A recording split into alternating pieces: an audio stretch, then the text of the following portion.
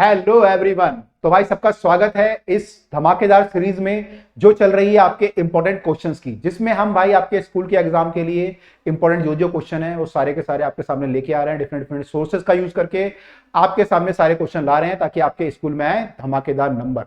तो भाई हम लोग डिस्कस करने जा रहे हैं यहाँ पे मोशन इन अ प्लेन हमारा चल रहा है। आज हम डिस्कस करने वाले हैं बेसिक कैलकुलेशन। तो हमने वेक्टर के बारे में बेसिक देख लिया था, वेक्टर क्या क्या होते हैं, कैसे उनको ऐड करते हैं, कैसे जो है हम लोग वेक्टर को और स्केलर को डिस्टिंग्विश करते हैं, उसकी बेसिक प्रॉपर्टी क्या होती है।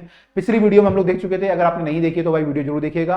अब हम डिस्कस करने जा रहे हैं यहां पर कि हम वेक्टर को बेसिक ऑपरेशन कैसे कैसे करते हैं, तो प्लस माइनस कैसे कैसे करते हैं। तो हम बेसिक जो है आज स्टार्ट करेंगे, बेसिक कैलकुलेशन यहाँ पे करेंगे। तो जैसे क्वेश्चन हमारे सामने आ गया भाई, बहुत हम आपको सामने ना इंपॉर्टेंट क्वेश्चन लेके आ रहे हैं और काफी इसमें एफर्ट भी लग रहे हैं, लेकिन आप लोगों के लिए कर रहे हैं। तो भाई आप लोग भी जो है कॉपी पेन लेके बैठा करिए और जो है क्वेश्चन को साथ साथ सॉल्व करिए ताकि आपको ज्यादा से ज्यादा समझ में आए कम से कम टाइम में। तो भाई ये हमारा वेक्टर दिया हुआ है हमारे सामने, ए वेक्टर ये है, बी वेक्टर ये है, आपको सी वेक्टर बताना है so that A plus B minus C equal to 0 हो जाए। क्या हो जाए? A plus B minus C equal to 0 हो जाए, यानी कि इन तीनों का ए प्लस बी और माइनस सी जो है 0 हो जाए। हमें ऐसे बताना है। तो हमें क्या निकालना है? ए दिया हुआ है हमें, बी दिया हुआ है, सी निकालना है। तो यहाँ पे एक काम करते हैं, सी को इधर ले आते हैं। तो सी क्या हो जाएगा हमारा? ए प्लस बी के बराबर हो जाएगा। अगर मैं सी को यहां लाऊंगा तो ये प्लस हो जाएगा, ये बेसिक ऑपरेशन है इसका, माइनस इधर आके प्लस हो जाएगा इसमें। तो A plus B equal to C vector आ गया। ठीक है, अब बोलोगे सर क्या बच्चों वाली बातें बता रहे हो, पता ही तो है ऐसे प्लस होगा, लेकिन भाई वेक्टर की जब ऑपरेशन करते हैं ना तो अभी आपको पता चल रहा है, लेकिन आगे जाके आप देखोगे कि इतना इजी भी नहीं होता। ठीक है, थोड़ा थोड़ा दिमाग लगाना पड़ता है। तो यहाँ पे बेसिक से स्टार्ट किया है इसलिए आपको इजी लग रहा होगा। तो a प्लस बी अगर हम करें तो a क्या है हमारे पास? 2i plus 5j minus 4k, ये a वेक्टर है। b वेक्टर क्या है प्लस में? b वेक्टर है आपके सामने माइनस 3i प्लस 2j और plus k vector equal to c के बराबर। ठीक है, तो c निकालना है हमें। अब यहाँ पे जब हम ऐड करते हैं दो वेक्टर को तो क्या करते हैं हम लोग? किसको ऐड करते हैं? i वाले को i के साथ, j वाले को j के साथ, k वाले को k के साथ। तो i वाले को i से करेंगे तो -1 आ जाएगा, 2 और 3 है, -1 आ जाएगा। 5 और प्लस 2 7j हो जाएगा, और k कितना हो जाएगा? -3k। 4 और -4 प्लस 1 करेंगे तो ये आ जाएगा। तो आपका c वेक्टर की जो वैल्यू आई वो जो है ये आई हमारी -i plus 7j plus -3k। तो ये हमारा सी वेक्टर आया। तो बिल्कुल बेसिक था, तो इसमें कोई घबराने वाली कोई बात नहीं है, प्रॉब्लम वाली कोई बात ही नहीं है। आगे देखते हैं। तो ये तो हमारा आ गया, ये आया था हमारा -i plus 7j minus 3k। ठीक है, ओके, दोबारा आया question, find the vector a and b, vector a और बी दिया हुआ है, find the c such that this. तो आपकी बार जो है यहाँ पे थोड़ा सा मल्टीप्लाई कर दिया इन्होंने, थोड़ा सा जो इसको कॉम्प्लेक्स करने की कोशिश करी है। खैर, हमें क्या निकालना है? सी वेक्टर निकालना है। तो यहाँ पे क्या लिख सकते हैं? 2a, सबसे पहले दिया क्या हुआ है? 6b प्लस 5c को 0 दिया हुआ है। आपको c निकालना है, तो c वाले को वहां ले जाओगे तो क्या हो जाएगा? -5c इक्वल टू, या एक काम करते हैं, हमें c निकालना है ना, तो हम लोग बाकी को वहां ले जाते हैं। तू निकल घर से बाहर, है ना, तू घर से बाहर निकल, ये तो मुझे निकालना है 5c, तो इसकी तो वैल्यू चाहिए मुझे, तो बाकी सब बाहर से निकलो। तो बाहर निकाल दिया इनको, तो ये आ गया। ठीक है, -2a प्लस 6b के बराबर। अब c कितना आ जाएगा? c आ जाएगा 1/5 minus 2a vector plus 6b vector. तो अभी मैंने जो है इसको सिंप्लीफाई कर लिया। अब यहां वैल्यू पुट करूंगा। क्या करूंगा? Value put. a की वैल्यू कितनी दी हुई है हमें? 3i plus 5j। तो c कितना हो जाएगा? -1/5, a की जगह आ जाएगा 3i plus 5j plus 5k आ जाएगा। ठीक है जी, प्लस 6b, 6 क्या हो जाएगा? b की जगह i माइनस j हो जाएगा, 6j सॉरी। तो ये कितना हो गया? -1/5, अंदर कितना आया? 2 और 3, 2 3 6i प्लस 10j और प्लस 10k, ये कितना हो गया? 6i minus 36j। ठीक है, अब इनको ऐड कर लो। तो i वाले को i के साथ, j वाले को j और k वाले को k, तो ये i और i हो जाएगा 12i, और k वाला कितना हो जाएगा? j वाला कितना हो जाएगा? 10, और ये -26 हो जाएगा j, और k वाला कितना है? k वाला केवल 1 है यहाँ पे, तो 10k हो जाएगा। k वाला केवल 1 है ना, तो 10k हो गया, -1/5 आ गया, तो ये आपका आंसर आ गया सीधा। अगर आप कोई कॉमन लेना चाहते हो तो 2 कॉमन ले लो बाहर, 2 कॉमन लोगे तो 2/5 हो जाएगा, ये यहाँ पे 6 आ जाएगा, 2 ही कॉमन आएगा मेरे ख्याल से, बाकी तो कॉमन आ नहीं सकता। ये 10 है तो यहाँ पे 2 कॉमन आएगा, तो 2 कॉमन अगर आप लोगे तो -2/5 इंटू दिस 6i, यहाँ पे कितना हो जाएगा -13j और +5k। क्या सर हम ऐसे भी छोड़ सकते थे? हाँ छोड़ सकते थे। क्या सर हम इसको मल्टीप्लाई कर सकते हैं अंदर -1/5 को? हाँ वो भी कर सकते हो, अगर आप मल्टीप्लाई करोगे तो भी आंसर सही माना जाएगा, लेकिन यूजुअली हम लोग ऐसे करते हैं, अगर कॉमन आता है तो हम लोग कॉमन ले लेते हैं जब ऐसा आंसर हमें करना होता है। ठीक है, तो आंसर हमारा है -2/5, 6i -13j +5k। Let us check the answer.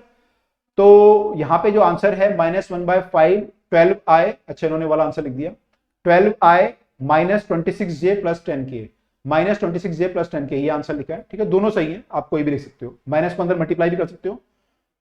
ठीक है, पर यूजुअली हम लोग ट्राई करते हैं कि जो आई वाला होता है ना उसको माइनस में ही रखते हैं, यूजुअली हम उसको प्लस में रखते हैं, इसलिए माइनस को बाहर रखा है। ठीक है, ओके, अगला क्वेश्चन आ गया हमारे सामने। Calculate the vector which has to be added to the resultant of a equal to this and b equal to this to give the unit vector along the z direction. अब थोड़ा सा complex होना शुरू हुआ question. तो बोला है कि हमें एक वेक्टर निकालना है जो हम इन दोनों में ऐड करें और आपको क्या मिले, एक वेक्टर मिले, z डायरेक्शन में होना चाहिए एक तो वो। तो z डायरेक्शन में क्या होता है i j k में, बताओ i j k में क्या होता है, कमेंट में लिख के बताओ फटाफट से। i j k में z डायरेक्शन में क्या होता है, k होता है, k वेक्टर। और होना, ठीक है, तो वेक्टर जो होना चाहिए वो k की तरह होना चाहिए, लेकिन उसका मैग्नीट्यूड क्या आना चाहिए, उसका मैग्नीट्यूड होना चाहिए 1, यूनिट वेक्टर होना चाहिए, यानी कुल मिलाकर k आना चाहिए। भाई अगर z की डायरेक्शन में होगा तो 6k होगा, 7k, 5k, 2k कुछ होगा, लेकिन वो कह रहा है मैग्नीट्यूड 1 होना चाहिए। तो यानी फाइनली क्या बोल रहा है वो कि आपको ऐसा वेक्टर ढूंढना है कि मैं इन दोनों में ऐड करूं और मेरा k आ जाए, यानी कि मैं a vector plus b vector में, इसका रिजल्टेंट हुआ, इन दोनों का रिजल्टेंट क्या होता है, दोनों का सम, इसमें मैं क्या ऐड करूं, क्या घोल दूं, इसमें पानी में क्या घोल दूं कि मेरा जो आंसर है वो k आए, ये बोल रहा है। ठीक है, तो let the vector is c, है ना, let the vector is c,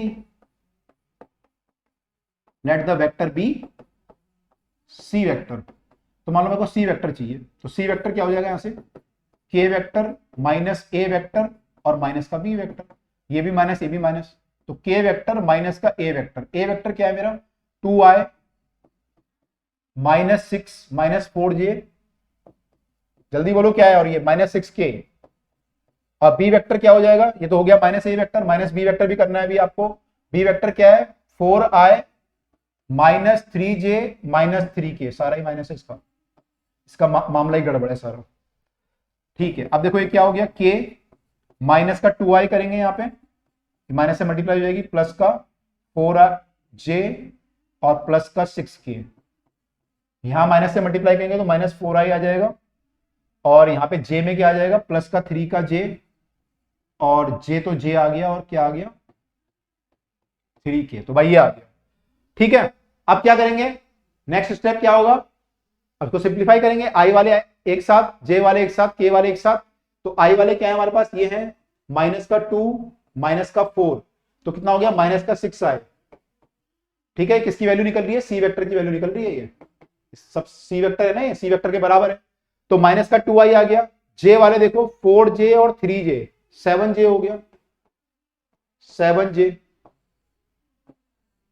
के वाले देखो 6k और 3 9k और एक 10k हो गया, 10k, ओके 10k, ओके ठीक है, तो भाई यहाँ पे जो है 10k हो गया, तो -6i + 7j + 10k, ये c की वैल्यू आई। तो ये हमें निकालना था कौन सा वेक्टर हम ऐड करें a और b के रिजल्टेंट में ताकि k आए, तो हमारा आंसर आ रहा है -6i + 7j + 10k vector. Check कर लें एक बार आंसर, -6i + 7j + 10k, ठीक है, सही आंसर है हमारा। ठीक है, ओके, चेक करना पड़ता है ना, कई बार तुम लोग गड़बड़ी कर देते हो, इसलिए चेक करना पड़ता है। ठीक है, चलो अगला क्वेश्चन देखते हैं। अगला क्वेश्चन देखो क्या आपके सामने, तब तक मैं एसी ऑन कर लूं। Vector a has component x y z 8 12 and -4 respectively, ये इसके वेक्टर के कंपोनेंट है x y z के। Obtain a vector expression for a in unit vector notation, तो a को हमें यूनिट वेक्टर, इसका यूनिट वेक्टर निकालना। तो a जो है एक्चुअली क्या है आपका, ए का एक्स कंपोनेंट मतलब आई कंपोनेंट, एक्स मतलब आई होता है, वो कितना है 8, तो ये 8 आई है, प्लस 12 जे है और माइनस 4 के है। आई कंपोनेंट, जे कंपोनेंट, के कंपोनेंट मतलब एक्स वाई जेड कंपोनेंट ये है। अब आपको क्या निकालना है, unit expression for a A vector, मतलब आपको यूनिट वेक्टर निकालना है। तो यूनिट वेक्टर के लिए हम ऐसा साइन बनाते हैं, जब भी यूनिट वेक्टर चाहिए होता है तो ऐसे बनाते हैं, जैसे यहाँ पे कैप लगी हुई है ना ये, तो आई कैप का मतलब होता है कि आई एक यूनिट वेक्टर है एक्स डायरेक्शन में, ए कैप का मतलब हुआ एक unit vector in the direction of A. तो ये क्या होगा, कैसे यूनिट वेक्टर निकालेंगे, देखो इस वेक्टर का ना डायरेक्शन तो होगा कुछ, आपको पता ही है दी हुई है डायरेक्शन आई जे के में, इसका मैग्नीट्यूड भी होगा।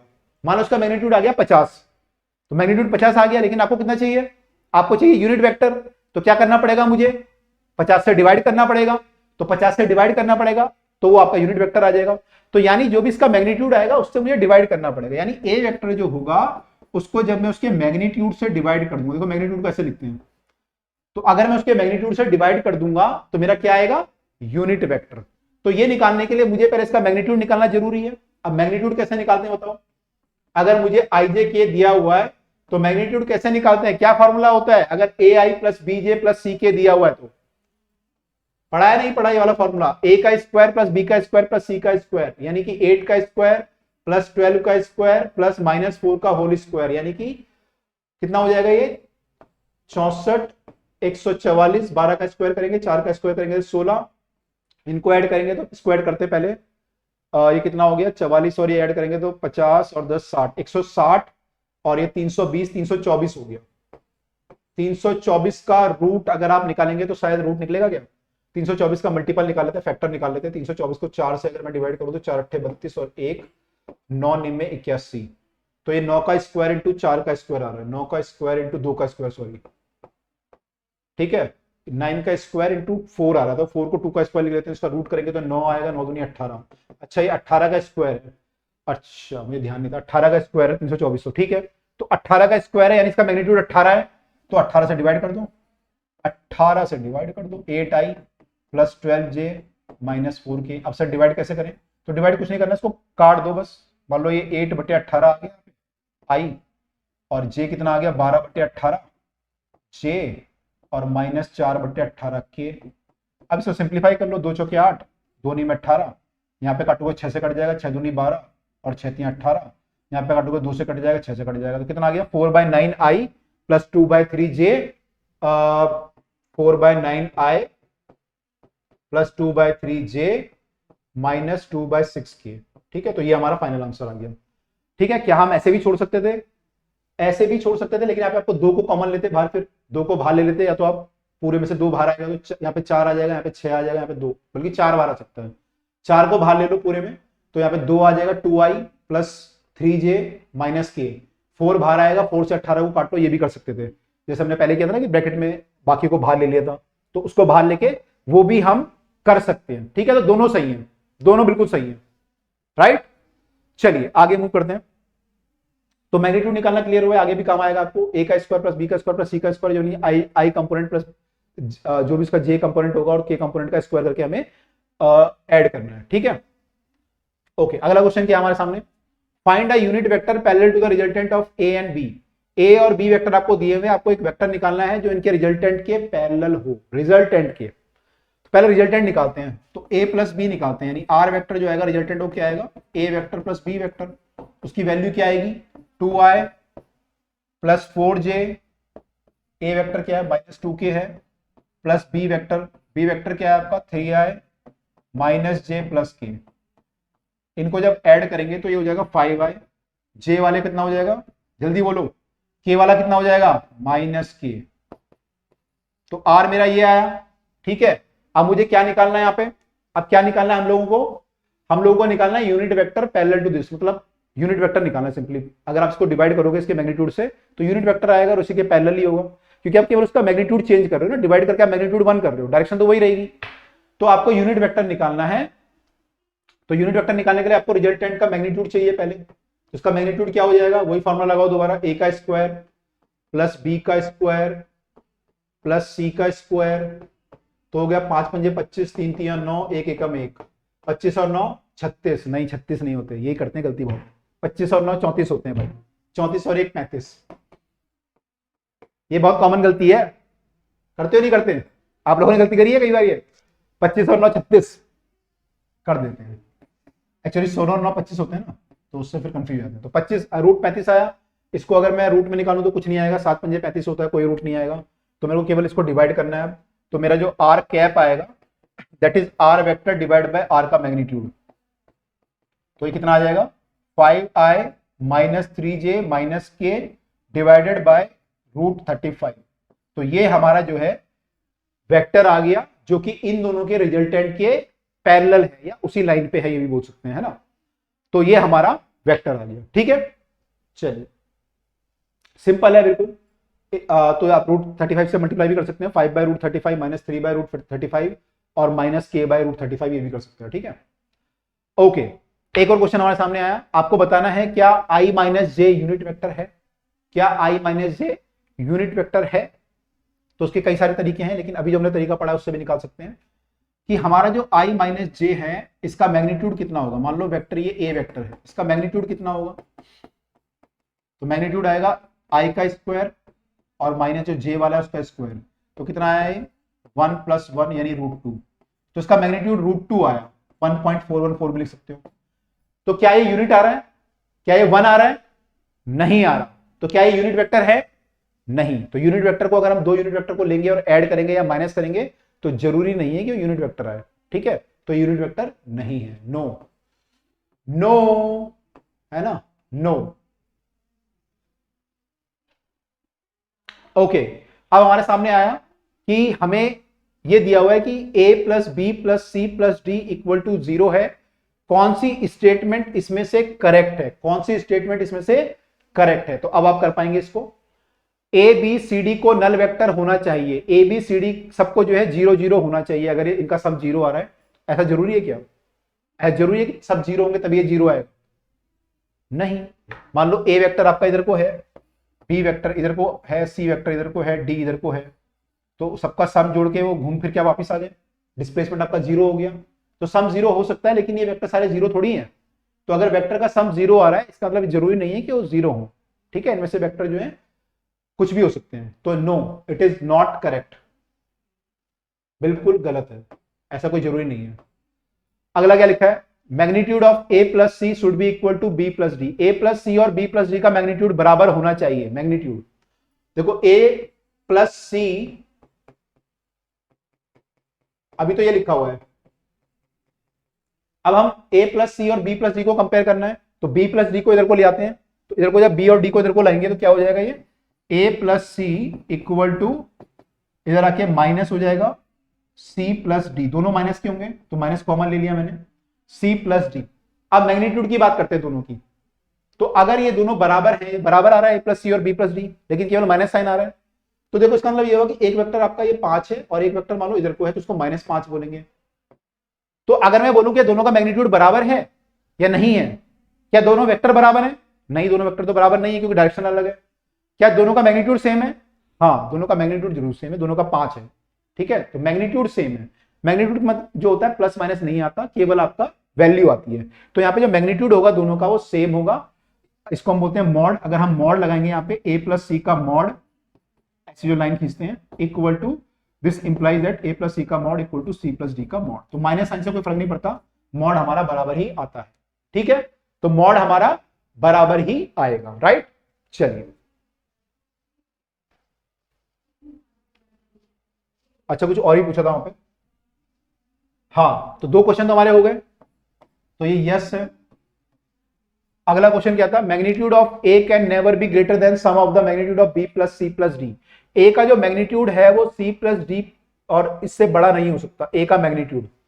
अब देखो ए वेक्टर जो है, अगर मैं यहीं पे लिख दूं, ए वेक्टर मेरा जो था वो हो जाएगा माइनस ऑफ, इसको इधर ले आएंगे सबको, बी को भी, सी को भी, डी को भी, तो हो जाएगा B plus C plus D के बराबर।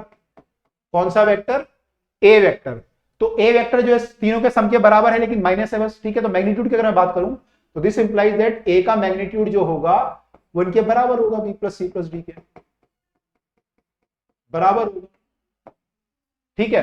तो बराबर है ये, तो कह रहा है ए का magnitude can never be greater than the sum of the magnitude of this, बिल्कुल सही है। ए का मैग्नीट्यूड उसके बराबर होगा, वो जो है ज्यादा नहीं होगा। तो ये क्या है, स्टेटमेंट इज करेक्ट है, स्टेटमेंट इज करेक्ट या फिर ट्रू या यस। ठीक है, ये यस थी, ये फॉल्स थी। अगला देखो क्या लिखा है, B plus C must lie in the plane of A plus D if A and D are not collinear and in the line of A plus D if they are collinear. B plus C जो है उसी plane में होनी चाहिए जिसमें ए और D होंगे। B plus C जो वेक्टर होगा उसी प्लेन में होगा जिसमें ए प्लस डी वेक्टर है। अब देखो यहां पे ऐसा क्यों बोल रहे हैं, ऐसा हो सकता है, होना चाहिए मतलब। देखो A vector plus B vector plus C vector plus D vector कितना दिया हुआ था आपको, 0 दिया हुआ था, है ना, ये तो आपको दिया हुआ था। पूछ क्या रहा है आपको, वो कह रहा है कि ए plus B plus C vector और ए प्लस डी एक ही प्लेन में होने चाहिए, यानी ए प्लस डी को एक तरफ कर लेते हैं हम, तो उसको ऐसे लिख सकते हैं हम, A plus D plus B plus C equal to 0। Same equation को मैंने ऐसे लिख दिया। अब वो कह रहा है कि ए प्लस डी जो होता है और b प्लस सी ये एक वेक्टर बनेगा, इन दोनों को मिला के एक वेक्टर बनेगा, इन दोनों को मिला के एक वेक्टर बनेगा। मान लो कुछ और मान लेते हैं, मान लो ये बन गया कि आपका मान लो ये बन गया मान लो x वेक्टर बन गया और ये y वेक्टर बन गया, इन दोनों को मिला के y बना, इन दोनों को मिला के x बना, ये 0 आ रहा है। तो कह रहा है कि दोनों को सेम प्लेन पे होना चाहिए, इस वेक्टर को और इस वेक्टर को सेम प्लेन में होना चाहिए। तो देखो ये 0 वैल्यू आ रही है, 0 वैल्यू कब आ सकती है, मान लो एक वेक्टर इधर को है, एक इधर को है, 0 आ जाएगा इनका सम। लेकिन मान लो एक वेक्टर इधर को है, दूसरा वेक्टर थोड़ा एंगल पे है, समझ रहे हो, मतलब एक वेक्टर इधर को है, एक वेक्टर थोड़ा एंगल पे है, तो क्या सम 0 आएगा, उसका सम 0 आएगा। एक फोर्स इधर को लग रहा है, एक फोर्स थोड़ा एंगल पे लग रहा है, तो क्या 0 फोर्स लगेगा, नो, उस केस में फोर्स 0 नहीं होगा, उस केस में क्या होगा, फोर्स 0 नहीं होगा। तो अगर इनका सम 0 आ रहा है, दो फोर्स का सम 0 आ रहा है, दोनों एक ही प्लेन में होने चाहिए, एक ही प्लेन में होने चाहिए। तो जो a प्लस डी जिस प्लेन में होगा, यानी ये जो इस प्लेन में होगा उसी प्लेन में ये भी होना चाहिए, तो ये ट्रू है। लेकिन वहां पे कुछ और भी चीज लिखी थी, क्या लिखा था वहां पे, they lie in the same plane if A and D are not collinear. अगर ए और डी कोलिनियर नहीं है तो सेम प्लेन में होने चाहिए, और अदरवाइज जो है ये एक ही लाइन में होने चाहिए। तो b plus c must lie in the plane of a plus d if a and d are not collinear and in the line of a plus d if they are collinear। इसका मतलब क्या बोल रहा है वो, देखो अगर मान लो ये a वेक्टर है और उसके साथ क्या ऐड हुआ है, d वेक्टर ऐड हुआ है, तो a और d को जब हम ऐड करेंगे, दोनों फोर्सेस, मान लो ये a फोर्स है और ये d फोर्स है, दोनों को ऐड करेंगे। अब देखो कोलिनियर नहीं है, एक लाइन में है, ये नहीं है, एक केस होता है कि ये दोनों एक लाइन में होते हैं और इस केस में ये एक लाइन में नहीं है। अब इन दोनों को अगर मैं ऐड करूं, इनका रिजल्टेंट क्या आएगा, इनका रिजल्टेंट ऐसे आएगा कुछ बीच में, इनका रिजल्टेंट ये आएगा ए और डी का जोड़ के। अब अगर आपको इस ए और डी ये मतलब एक्स वेक्टर आ गया आपका, है ना, अब आपको एक्स वेक्टर को इससे ऐड करके 0 करना है, तो यानी ये वेक्टर जो होना चाहिए किधर को होना चाहिए, इधर को होना चाहिए, तभी तो 0 आएगा। वाई वेक्टर आपका इधर को जब होगा तभी तो एक्स और वाई का सम 0 आएगा, तो यानी सेम प्लेन में है, ठीक है। लेकिन इसकी लाइन में होना वाई का जरूरी नहीं है कि वाई इस लाइन में हो या इस लाइन में हो, वाई कहीं बीच में भी हो सकता है, क्योंकि इनका सम जो आएगा बीच में आएगा और वाई इसको 0 कर सकता है। लेकिन अगर ए और डी दोनों कोलिनियर हुए, एक ही लाइन पे हुए, तो इनका रिजल्टेंट क्या आएगा, रिजल्टेंट भी यही आएगा, इसी यही आएगा सेम।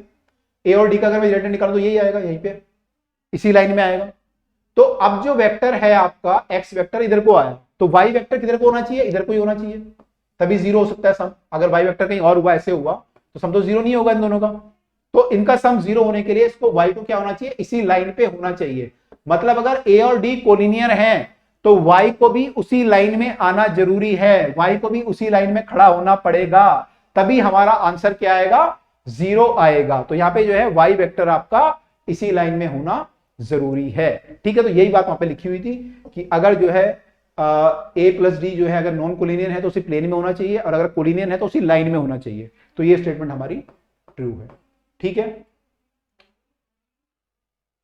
तो ये सब आंसर दिए मैं आपके। तो भाई इसी के साथ हम लोगों ने जो वेक्टर का बेसिक है वो भी क्लियर कर लिया है। आपको क्लियर हो गया होगा कि हम यूनिट वेक्टर कैसे निकालते हैं, वेक्टर को ऐड कैसे करते हैं, माइनस कैसे करते हैं, डिवाइड कैसे करते हैं, आपको बेसिक आइडिया हो गया होगा। तो अगले वीडियो में हम लोग थोड़ा और एडवांस इसके जो ऑपरेशंस हैं उस पर मूव करेंगे, और जो इसके तरीके हैं उनको निकालेंगे, डॉट प्रोडक्ट, क्रॉस प्रोडक्ट कैसे कैसे हम लोग करते हैं। तो अगली वीडियो जरूर देखिएगा, प्लेलिस्ट में आपको वीडियो मिल जाएगी, उसको जरूर देखिएगा और ये सारे क्वेश्चन जो है एक बार खुद ट्राई करें ताकि आपके कंसेप्ट बिल्कुल क्लियर हो जाएं। और आप ये कमेंट जरूर लिखिएगा कि आपको वीडियो कैसे लगी। तो चलिए आपसे मिलते हैं अगली वीडियो में। Till then bye and take care all of you. और भाई पढ़ते रहो, आगे बढ़ते रहो।